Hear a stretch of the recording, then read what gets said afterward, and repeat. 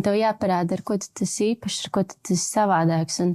Un Spicei tas unikalitāte ir tajā, ka, pirmkārt, tur ir savādāki brendi, tur ir unikāli brendi, tur ir nedaudz augstāka līmeņa brendi, un tev tā starpība ir jāparāda vizuāli. Tev jāsajūt tam klientam, ka tas ir atšķirīgs.